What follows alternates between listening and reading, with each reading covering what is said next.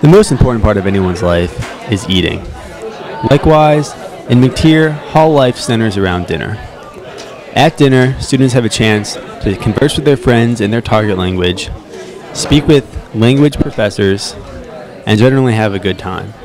In addition to this, each hall has, once per week, a chance to meet together to discuss the week's activities, to play language-based games, and learn about their country's culture.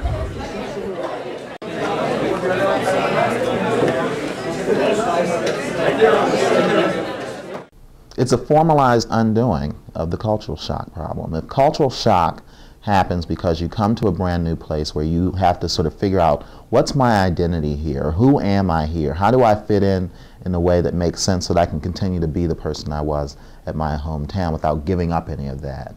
I think what winds up happening is if you have an international house, you don't have to give up who you are. You can still maintain your identity as an international citizen. You still maintain your identity as whatever your cultural citizenship is. But at some level, you clearly have this clear, overwhelming responsibility to the other people in international house at these dinners, in the dorms, etc., to interact with them as your difference. Right? There's never any pressure, I imagine, to sort of undo your difference, to say, okay, I need to fit in here. This culture is so different from my culture, I need to make my culture fit that model. I think what international houses do is essentially say, okay, you come in with difference, here are some other people who come in with similar differences, not the exact same difference, but similar differences, and then you also have this sort of constant pushing of your identity. Constantly you're getting a sort of massage of whatever identity you came, whereas you can otherwise just sort of be lost in this sauce, in a pool of whiteness, or at an HBCU, a pool of blackness, and never sort of walk around feeling like you are a complete, identified individual, right? So the culture shock hits because you're different, so different from everybody else. I think in an international house, you're much more similar, even though at some level you might be culturally different. My fraternity is called Lambda Theta Phi. That's actually called the Probate Show.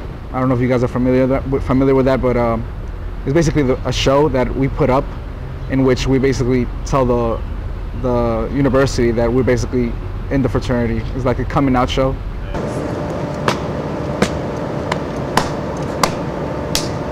Conquistadores, salud! Big close up! Little big fun! Lecture in public! The South! What? The first Latinos down! Why? Lecture 9-4! Little big fun! Tell them what, y'all! Tell them what! Tell them what, y'all! Tell them what! Respect! Tell them what, y'all! Tell them what! Tell them what, y'all! Tell them what! Culture!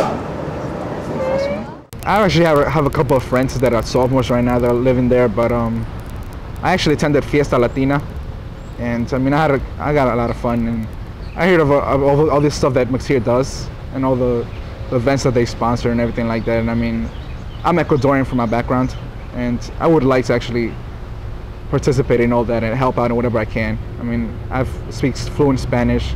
I grew up in my country, even though I was born in America here, but I also feel I mean I can contribute a lot to the community and to make Vanderbilt more aware of the Hispanic community on campus. So that's one of the reasons why I chose to live in McTyeire.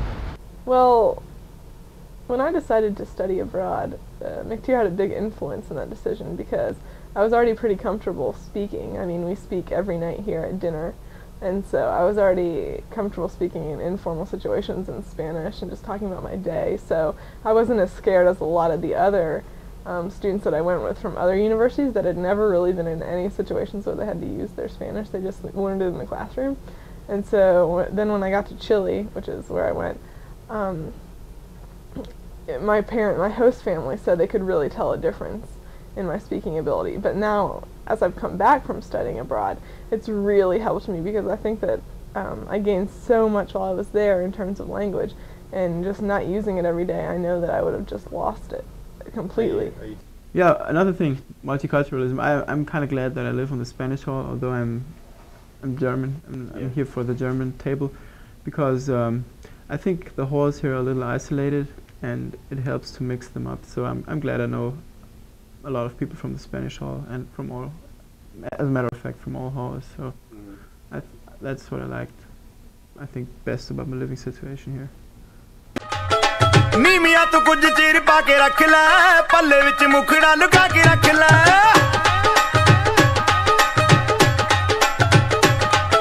ਨੀਮੀਆਂ ਤੋਂ ਕੁਝ ਚੀਰ The only real problem that we have on campus is that people really don't know who we are and what we're trying to accomplish. You know, if you ask many people about McTyeire, they're like, you know, they respond, "Oh, that's just where all the foreign kids live. You know, that's the international dorm," and that's really not what we're about. We're here to practice our languages. We're here to learn about culture, learn about other places. You know, I'm an RA. I work for the housing department,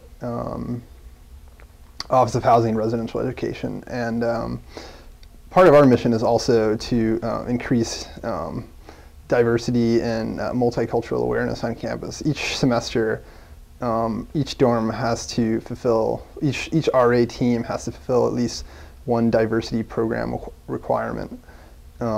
This year, what we did was we brought in an outside culture. You know, here at McTyeire, we have the French hall, the German hall, the Spanish hall, the Chinese hall, the Japanese hall. We brought in someone from the Middle Eastern Association. It's the Middle Eastern Student Association, and what we did was we had a Middle Eastern coffee house. Well, I think probably the most fancy hall activities we ever had was the Asian Hall Party. We had it twice.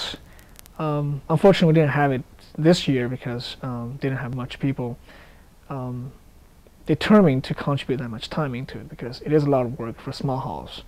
But for those two hall parties we had, it was really awesome time. We had made dinners for 100 or 200 people. That's a lot of work by a few people over there. And Japanese hall mostly put up a pretty nice game show, and for Chinese hall we mostly did a lot of Asian type decorations, and I myself and a few students did choreography, which was the fancy saying for Americans to have a piece of paper, have a character that they don't really know the meaning of, but I just feel like it's fun, and for some of them also keep it on the hall. And I even saw some of them, and I feel like, well, that's probably some of the culture that has been easily spread out.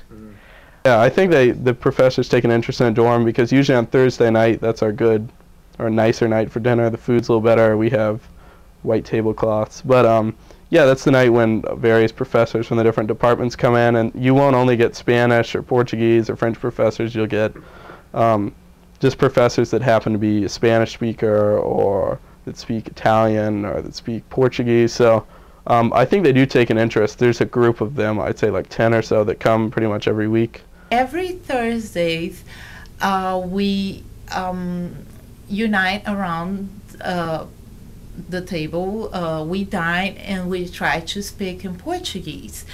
I feel that your experience with the Portuguese table has been the best they could possibly get, because they not only interact with each other, they speak Portuguese, they develop their language skills, but also they know a little bit more about the culture, the Brazilian culture, in an informal setting, which is a setting very different from the classroom. It's more informal. They can talk about things that they are more interested in, like music, dance, cultural activities, cinema, without following grammar points or grammar explanations. They just go there, sit, talk, have dinner, and have fun.